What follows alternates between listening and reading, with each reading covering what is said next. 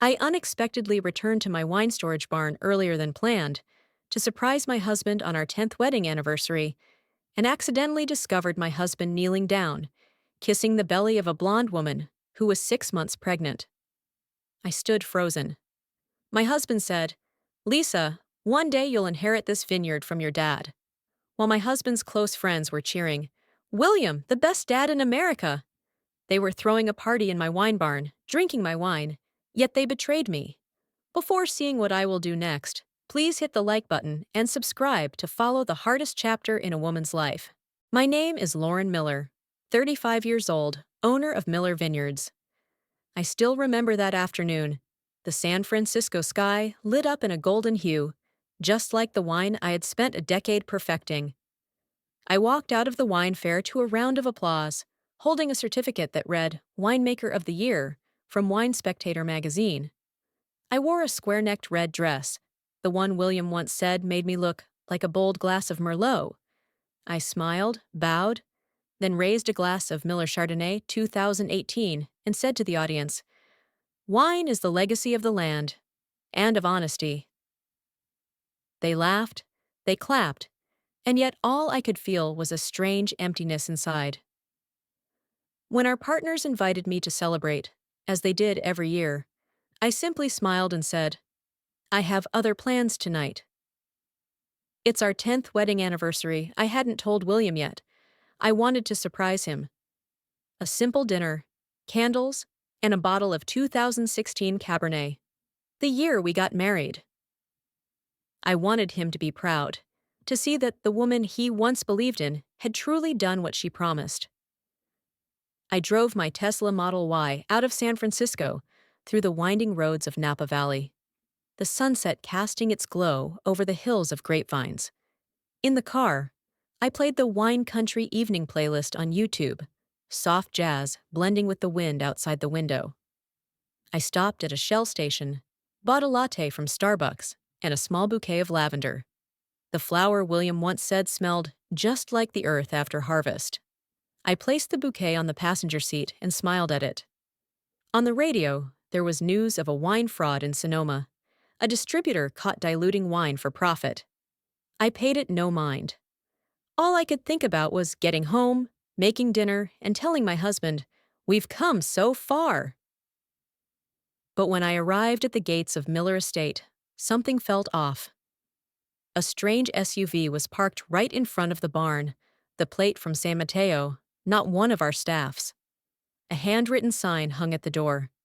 "Congratulations on the future!" My heart sank. Why was there a party when I hadn't even returned yet? I turned off my headlights, walked slowly, the soft crunch of my heels on the gravel. Warm yellow light spilled from the barn window, the same barn where William and I had once stored our very first wedding wine barrel. I approached, leaned against the glass, and then I saw him. William, kneeling, kissing the belly of a woman. Catherine Walsh, the young sales assistant I once mentored, once invited to lunch, because she said she wanted to learn. Around them, laughter and cheers from my husband's closest friends. "William, America's best dad-to-be." I stood frozen. I didn't scream, didn't cry. I simply pulled out my phone, recorded a 30-second video, capturing the moment my husband said, "Lisa, someday this vineyard will be yours." My hands trembled, but my face was eerily calm. I backed away, turned, and walked quickly to my car. The barn lights reflected off the car window, flickering like flames devouring the past. I tapped my Apple Watch and called, "Emma, I need to talk. I want a divorce." Tonight, Emma Thompson, my lawyer, asked nothing more. She simply said, "Understood." "I'll get everything ready." I glanced at the rearview mirror, the barn shrinking into the distance, and I knew my 10-year marriage had just ended, in a matter of seconds. I pulled over at a scenic overlook a few miles from the vineyard. The wind blew hard, the scent of earth mixing with ripened grapes. I opened the trunk, took out the 2016 Cabernet, the bottle we had saved for our 10th anniversary. I uncorked it, poured a glass, but when I saw the deep red under the moonlight, I felt a lump in my throat. I raised the glass, then suddenly smashed it onto the road. The shattering echoed sharply. Wine spilled, soaked into the dust, streaming down a small slope toward the vineyard. I stood watching it flow, like watching myself being drained away. And in that moment, I knew one thing for certain. I would end this marriage in the most dignified, intelligent, and decisive way possible. As I sat down in the driver's seat, the image of our wedding 10 years ago flashed in my mind. We stood in the vineyard, William holding my hand, vowing to protect my grandfather's legacy forever. I believed him. I believed him so much, I let him handle the finances, join the operations. I believed him so much, I forgot that legacy, and I myself also needed protection from those who know how to fake love. Now, that vow is just a faint echo in the wind of Napa Valley. I started the car and drove away, carrying a resolve as cold and clear as the headlights cutting through the narrow wine road ahead. But, along the drive back to the hotel, the memories came rushing in, like a slow-motion reel, frame by frame, each one scraping at the heart. I remembered the first year my grandfather left me Miller Vineyards, a 25-year-old girl, freshly graduated with a biotech degree from UC Davis, trusted by no one but herself. The farm then was old, the grape press manual, the vines crowded under the harsh sun. No budget, no staff. Just me, a notebook, a YouTube account playing all night, and a loan application from Wells Fargo. I secured $40,000, just enough for a drip irrigation system and an old automatic press from a farm in Sonoma. Day by day, I drove my grandfather's old pickup, bought plastic tubing, installed each controller by hand, standing in the rain among the vines, testing water pressure. On autumn nights, I slept in the barn to check sugar levels first thing in the morning. Once, my hands blistered from a jammed grinder, but I still laughed, because I knew every wound was a step forward. William, back then, was my boyfriend, a wine distributor just starting out. He didn't really help much, aside from occasionally stopping by, snapping some pictures, and posting on Instagram with captions like, "Vines nurtured by a professional woman's hands, destined for fine wines." I didn't resent him. Back then, I even felt happy, because I thought I was being acknowledged, thought I had someone who was proud of me. When the first deal was signed with the French Laundry, one of the most prestigious restaurants in America, I was so nervous I couldn't hold the pen. It was the result of 18 months of tireless experimentation, from grape varietals to fermentation yeast. But that day, the media mentioned William's name. He stood in the spotlight, raised a glass, and said something sweet. "I'm just the connector. The one who made the magic is Lauren." It sounded gracious, but the cover photo the next day was of him alone. And me, as always, stood in the background, one hand on an iPad, the other clutching a file folder, a strained smile next to a tray of chilled wine. That time, I still comforted myself. Success doesn't need a name, as long as the wine speaks for me. But now, seeing him kiss another woman's belly in my barn, amidst cheers of perfect inheritance, I finally understand. I've let others tell the wrong story of my life for far too long. I set the wine glass down on the table, dried my hands, and opened the Wells Fargo app on the iPad next to my hotel bed. The joint account still showed $14,921. Nothing suspicious, until I checked the transaction history from the past 30 days. One transaction stood out, and the note nearly stopped my heart. $12,000. Private gift. Recipient, Catherine Walsh. Private gift? A private gift? I tapped into the details. Transaction date, 3 weeks ago. The same time William said he had to travel to Texas to sign a deal with a new distributor in Austin. I immediately opened our shared email account, the one he used to send me work summaries to keep things transparent. I found a file named Airbnb confirmation.pdf, booked for 2 nights at a boutique villa in Yountville, less than 10 miles from our home in Napa. I slowly typed Silverado into the iMessage search bar. A conversation popped up, faint but unmistakable. Catherine. Thanks for the amazing night at Silverado. William. Next time, I won't make you wait 4 days. I paused, took a deep breath, and read it again, as if I still couldn't believe that what I had long suspected had finally materialized so clearly. Silverado, the very boutique hotel nestled on the hillside where William and I had celebrated our third anniversary with a lavender-draped patio dinner and string lights hanging from the trees. They chose that exact place? I felt a chill run down my spine, but I didn't scream. I wasn't in that phase anymore. Instead, I opened my contacts and called Patricia Collins, my close friend and a longtime wine journalist, the one who once taught me how to judge wine by its earthy aroma and acidity. She answered after 3 rings. Lauren, are you still in San Francisco? I took a breath, kept my voice steady. No, I'm back in Napa. Pat, I think something big is happening. Her tone changed instantly. What's going on? Are you okay? I stayed silent for a moment. Not sure. But I need to look into a few transactions and a few people. You mean William? Patricia asked, without an ounce of surprise. I swallowed hard. Yes. And a woman named Catherine Walsh Patricia didn't need to ask further. She exhaled, then replied quickly. Hire Chloe Bennett. Former cop turned PI. She cracked the wine dilution scandal in Calistoga last year. Everyone in Napa knows her name. I jotted her name down in my notes. You have her number? Yes. I'll text it right now. Less than 5 minutes later, a message arrived. I called. The voice on the other end was firm, no small talk. Chloe Bennett. Hi, this is Lauren Miller from Miller Vineyards. I know. Your journalist friend briefed me. Meet in person? Yes. Tomorrow morning, 9 a.m. at Café Model Bakery. I'll spot you by the suspicious eyes. The next morning, I arrived at Café Model Bakery, where the smell of toasted bread and fresh coffee hung in the air. Chloe walked in on the dot, wearing a leather jacket and faded jeans, carrying a mini iPad and a leather-bound notebook. She sat down, asked no unnecessary questions, offered no pleasantries. I'll listen, start to finish, Chloe said.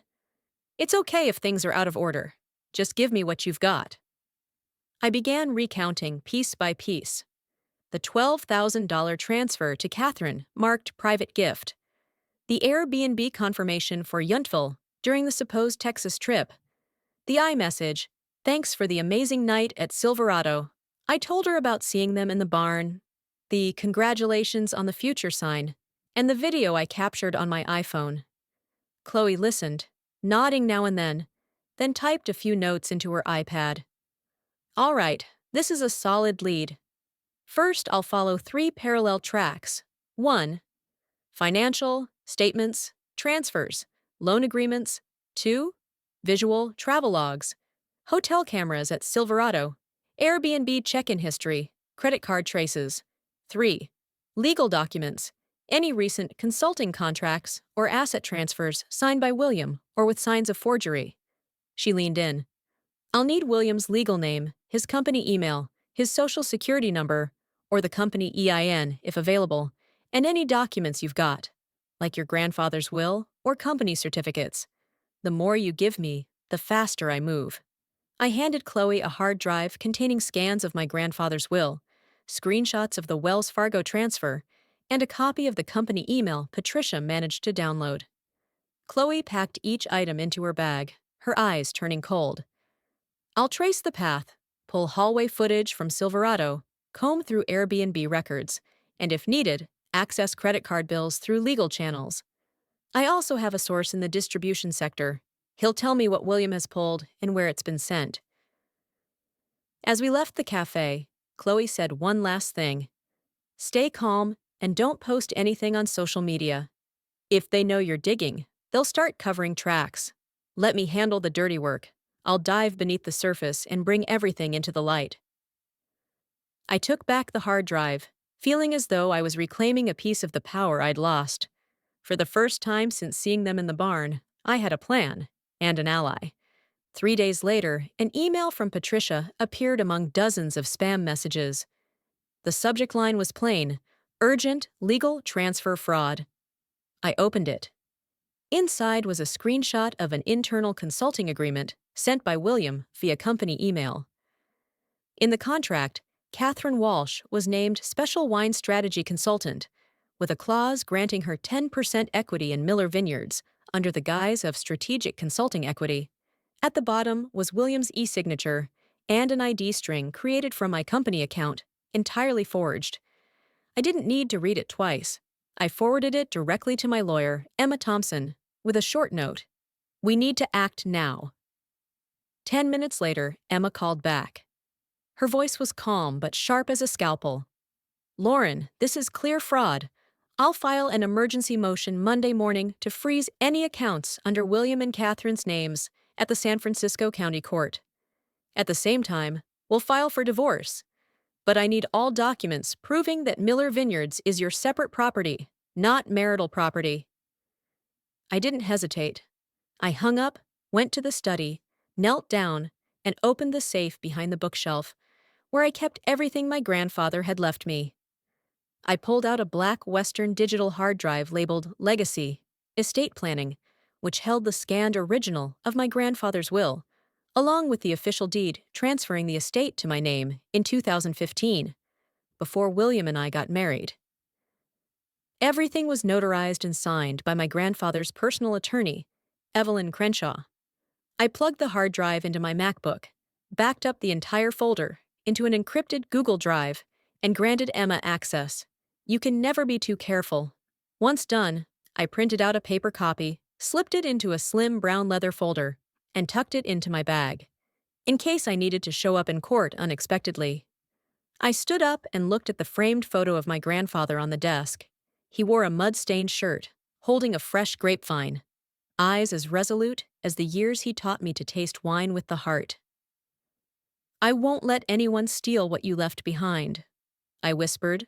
The next morning, I drove to the sales office of Miller Vineyards, a bright, open space adjacent to the tasting area, with high ceilings, oak shelving displaying rows of Cabernet, Syrah, Pinot Noir, and a consultation counter designed like a French bar.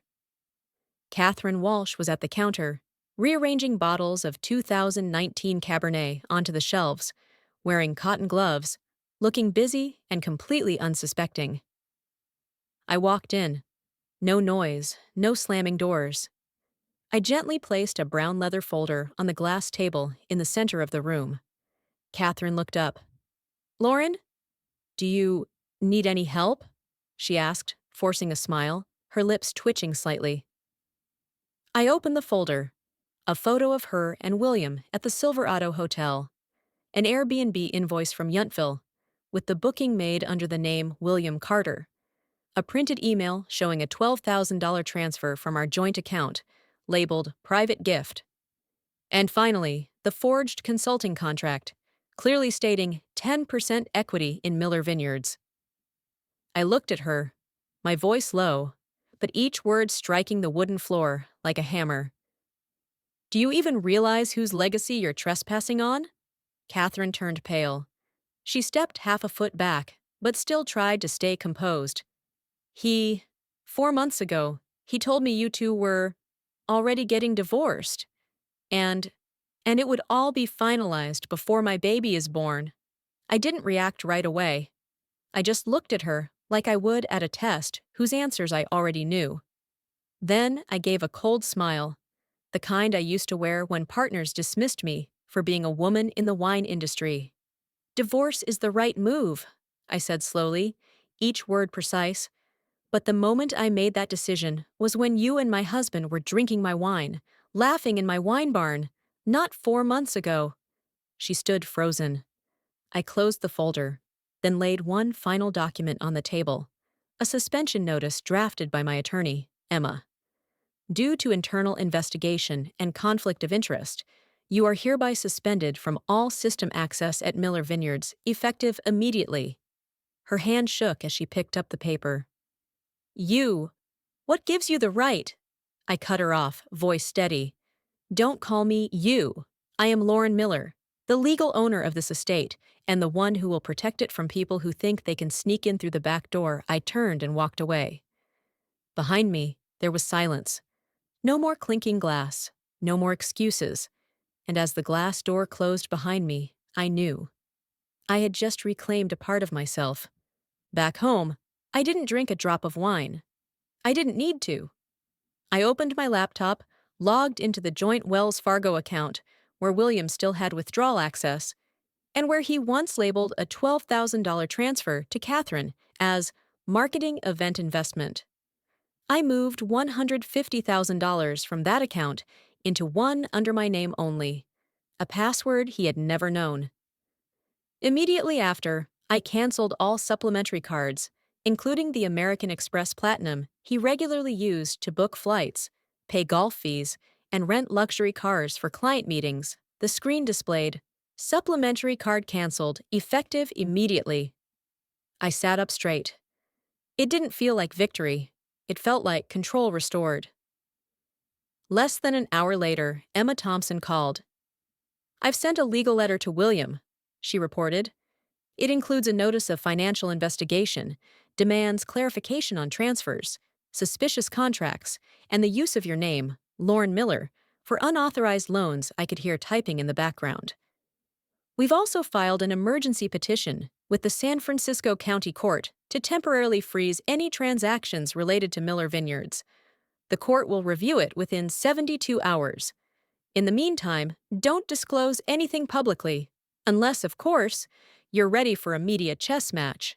I smiled and called Patricia Collins. 9:43 p.m. That night, the only sound in the house was the automatic sprinkler system watering the vineyard. I was cleaning the grape press when I heard the roar of a familiar BMW stop outside the gate. Footsteps slammed against the stone steps, followed by furious pounding at the door. "Lauren! Open the door! What the hell are you doing? You're destroying my career!" I didn't step out. I stood in the kitchen, picked up my phone, opened the Nest Secure app, turned on the camera, and began recording the audio. William's face appeared clearly on screen. Shirt wrinkled, hair disheveled, his expression devoid of any calm. The motion sensor lights on the porch cast his shadow like a crack between two worlds. "You sent a letter to the lawyer? You moved money out of the joint account? Who do you think you are, Lauren?" I tapped the mic button in the app. My voice rang out through the porch speaker, cold and steady. "I'm the one who built Miller Vineyards from the ground up." "And you? You used my name to wear suits and sign deals. I'm not destroying your career. I'm protecting a legacy," William scoffed, pointing at the camera. "You're going to regret this. You're tarnishing my name across the entire industry. Do you get that?"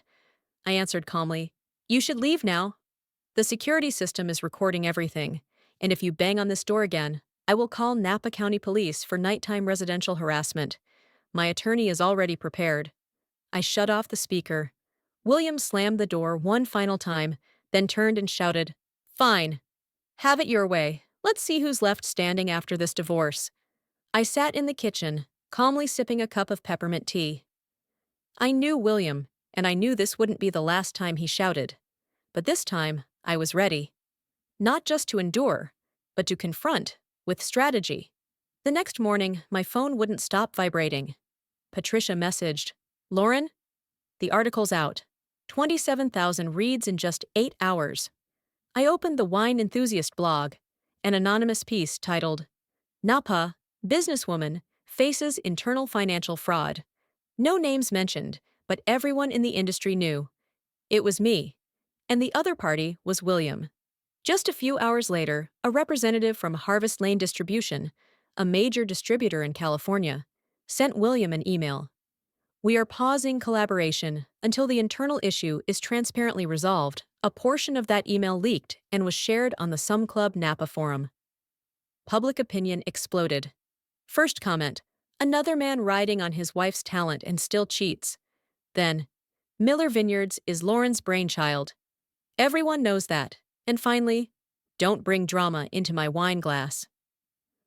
That afternoon, Chloe Bennett sent me a batch of new photos from traffic cameras near the Silverado Hotel. William, with a pensive expression, was seen leaving the offices of Harrison and Brooks LLP, holding a thick stack of documents. Beside him, Catherine, in a light brown dress, visibly pregnant, wearing dark glasses, walking quickly. Chloe called, "Looks like they're setting up their legal fallback." But don't worry, I'm still tracking Catherine's credit activity. No sign of asset transfers, at least not this past week, I replied. Thank you. It's not time for the second strike yet, but we're not letting them take the lead. That night, I brewed Earl Grey tea, the kind William once mocked as for weak people. I chose my grandmother's porcelain set, placed it on a wooden tray, and started a Zoom call with Emma, who was in San Francisco. The screen lit up. Emma raised an eyebrow. William just brought in a new lawyer. Looks like he's preparing a countersuit. I took a sip of tea, calm. Let them play their hand. But this time, I've reshuffled the deck. I paused, glanced out the window, the sunset gilding every vine with amber light. Then I looked straight at the camera. Justice is coming, Emma smiled, and this time it'll be aged properly. 3 days later, at the Northern California Wine Summit, one of the industry's biggest annual events, William had a short presentation as the exclusive distributor for an imported brand. The organizers had kept his name on the poster because my divorce filing happened right on the final list submission day. I hadn't planned to attend. But that morning, I received an email from a former client. Lauren, I heard William still claims to be co-founder of Miller Vineyards. Is that true? I sat in silence for a minute, then stood up, slipped into a burgundy velvet dress and low black heels. Not flashy, but unmistakable. I arrived at the Napa Valley Expo Center just as William was starting his talk. The room held over 150 people, industry experts, journalists, investors, and wine lovers. William wore a charcoal suit, held the microphone, still wearing the persona of a wine distribution thought leader. We always put tradition first. Trust between partners is the foundation of sustainable growth. I walked in. A few heads turned. A woman whispered, "That's Lauren Miller." Wait, why is she here? William saw me in the middle row.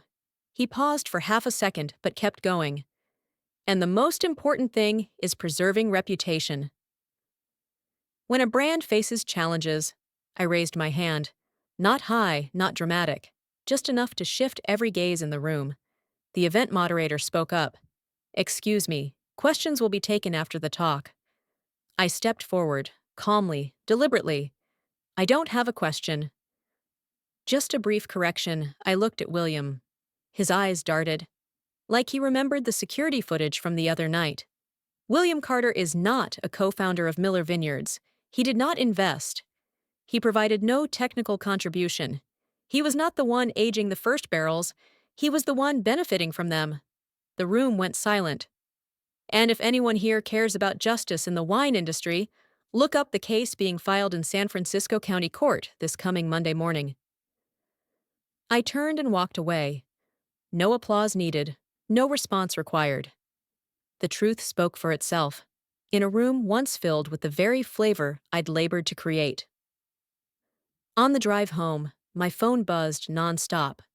A journalist from Wine Spectator messaged, "Lauren, can I request a private interview?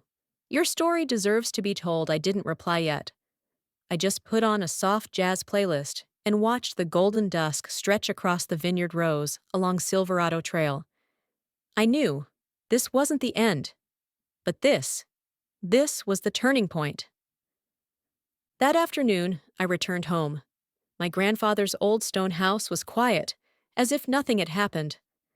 I brewed a pot of Earl Grey and set it on the oak table by the window, where the late sunlight filtered through bare vines.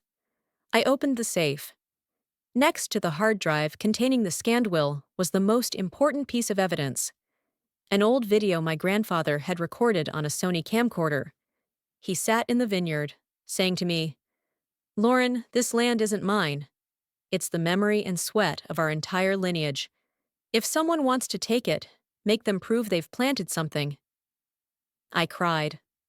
Not from sadness, but from the feeling of a generation standing behind me. I opened Zoom and called Emma Thompson, divorce lawyer, and also the advisor who once taught women entrepreneurs how to protect separate assets. I shared everything: my personal account with 5 years of statements, my grandfather's will and the accompanying video, the forged consulting contract, email made by William, and the Nest camera recording of our confrontation. Emma watched it all, then nodded. With this documentation, we can petition the court to recognize Miller Vineyards as a premarital personal asset, fully protected. And if William incurred debt under your name, we can either have you removed from liability or countersue for financial abuse. I asked, "What's the next step?" She replied firmly, "Official filing Monday morning at the San Francisco County Courthouse." "I've booked the slot. I'll go with you," I nodded. I felt lighter, not because I'd won, but because for the first time, I knew I was no longer reacting. That evening, I reopened my wine label design software on my MacBook. In the lower right corner of the screen, I typed a new name: Freedom Vintage, 2023. Just beneath it, in small letters, aged in truth, bottled in loyalty, I smiled. I was starting again, on my own terms. 3 weeks later, I walked into courtroom 304 at the San Francisco County Courthouse. The air was cold and so quiet it felt suffocating. The fluorescent lights cast a pale glow over a wooden plaque bearing the name of the judge: Harriet Owens, a woman in her 60s with silver hair tied in a neat bun, once a renowned feminist activist in California, now presiding over my divorce trial. I sat beside Emma Thompson, my hands steady, though my heart beat fast. William sat across the room, dressed in a navy suit, no longer carrying the confidence he had the first day I met him at the wine fair. He stood, his voice firm but hollow. "Your Honor, my wife neglected our marriage. She put her career, her tech obsession, and that damn legacy above our family. I just want a fair share of what we built together." Emma didn't flinch. Calmly, she opened her MacBook and spoke. "We submit the following evidence: security footage of Mr. William Carter exhibiting harassment at Ms. Lauren Miller's private residence, a forged consulting contract attempting unauthorized asset transfer to a third party, Ms. Catherine Walsh, and Wells Fargo bank statements showing illicit transfers from the joint account to personal accounts without mutual consent." The sound of pages turning cut through the courtroom like a blade. Emma continued, her tone as cold as steel. "We also present the official will of Ms. Miller's grandfather, proving that Miller Vineyards is a separate premarital asset protected under California separate property law." Judge Owens reviewed the documents closely. She removed her glasses, looked directly at William, and declared, "The court determines that Miller Vineyards, including land, equipment, and brand usage rights, is the sole property of Miss Lauren Miller. All claims to community property division are denied. Furthermore, any debts or financial actions carried out by Mr. William Carter under Ms. Miller's name shall be voided of responsibility per Section 2640. A long silence followed. William lowered his head, fists clenched. No more words, no more escape. Behind him, I saw Catherine standing outside the courtroom, one hand resting on her belly, where their child was soon to be born. Her eyes avoided mine as she slowly backed down the hallway. 1 week later, Catherine left Napa, as if she had never existed in this land. I said nothing. I simply stood, nodded in thanks to Judge Owens, and walked out of that courtroom, my shoulders no longer burdened, and my heart light as a cluster of early-season grapes. 3 days later, Napa Valley awoke to one name on the front page of Wine Spectator: Lauren Miller, the woman who saved Napa's legacy from false ambition. The article spanned 5 pages, recounting my journey of building Miller Vineyards from the ground up, highlighting the role of technology, legal protection of assets, and my relentless commitment to honoring my grandfather's memory. In one excerpt, the journalist wrote, "She did not seek revenge with retaliation, but with transparency, precision, and dignity. And that is what makes Lauren Miller a living legend in this historic wine country." My phone buzzed nonstop. NBC, CBS, even The Ellen Show sent interview requests, but I didn't respond. Instead, on a quiet, windless Saturday morning, I stepped into the vineyard, where fresh green buds had just begun to leaf out, held up my phone, and took a photo. No filters, no artificial tones, just natural light, my shadow stretched across the rows, and the stone barn in the distance, where everything began. I posted the image on my personal Instagram with a short caption: "Justice ages well, like wine." No hashtags, no tags. One sentence that said it all. 6 hours later, the post surpassed 1.2 million likes, with tens of thousands of comments from women across the country. "Thank you for speaking up. You're the reason I'm protecting my mother's estate. We need more women like you in Napa." I sat in my little kitchen, poured a cup of Earl Grey, opened the window to let the vineyard breeze in, and smiled. Not because of the fame, but because the truth had finally found its voice. 2 months later, I sat in a small pinewood meeting room in the middle of the vineyard, across from Chloe and Patricia. One had exposed corruption in the wine world, the other turned news into a flame of justice. We raised our glasses to women who reclaim space without revenge. The project was born: Vintage Rising, Women in Winemaking. I invested $320,000 to transform the old stone barn, once the site of betrayal, into a high-tech winemaking training center. Part of the funding came from a post-divorce women entrepreneur fund, the rest from Miller Vineyards' profits. I ordered a grape analysis machine powered by AI from California Tech Farm, a device capable of identifying tannin levels, ripeness, and acidity in just 3 minutes, replacing those instinct-based tastings that women were often belittled for. On opening day, I stood behind the oak table and watched 12 women enter, ages ranging from 33 to 67. One had been an accountant, fired by her ex-husband from the family company after divorce. Another had been a lab assistant, never once allowed to set foot in the vineyard. All had one thing in common: they'd been left behind. I handed each of them an apron printed with the words, "We don't just age wine. We age stronger." When the AI machine finished analyzing its first batch and the results popped onto the touchscreen, their eyes widened. Not because of the tech, but because, for the first time, they were being credited for quality.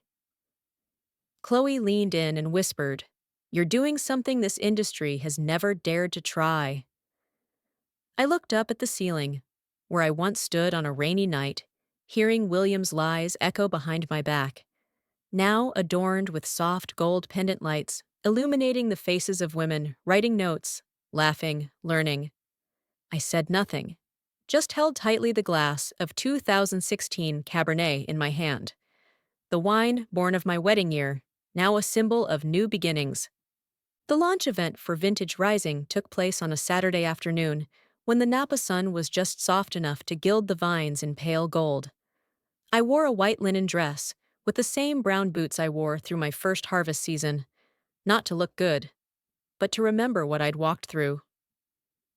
As I chatted with the new students, a man approached, tall, silver-streaked hair neatly combed, an apron folded over his arm, collar casually rolled up. "I'm James Parker," he said, his smile warm but restrained. "I once earned a Michelin star, but I'm not here for reputation. I'm here to cook for someone brave enough to begin again." I laughed and invited him into the classroom. On the center oak table, once piled with wine barrels, now a display platform, I brought out a special bottle. Freedom Vintage, 2016 Cabernet. The new label etched with my name and the date of the verdict. "Patricia came up with the name," I said, "but the flavor belongs to my grandfather." James poured 2 glasses. We clinked them, not for love, not yet for hope, but for resolve. The sunset spread across the vineyard like honey. I stood before the class, These women learning how to ferment pain into freedom. No microphone needed. My voice carried just enough. Every glass of wine tells a story of land, of people, and of a resolve that refuses to be buried. I raised the Freedom Vintage bottle high. And if you ever thought you were just someone in the background, remember, grapes don't ripen without sunlight, but they don't mature without the dark either. The camera swept across stunned faces. And then the final shot closed. Me standing in the vineyard, Freedom Vintage in hand, eyes set on the horizon. Words faded onto the screen. Freedom is not just leaving, it's choosing what's worth staying for. My favorite scene was when Lauren raised her glass and then shattered it on the pavement, choosing to end her marriage in the most dignified, intelligent, and final way. What was your favorite moment? Leave a comment below. Don't miss more powerful stories of people reclaiming their worth. Subscribe and hit the bell so you never miss another video.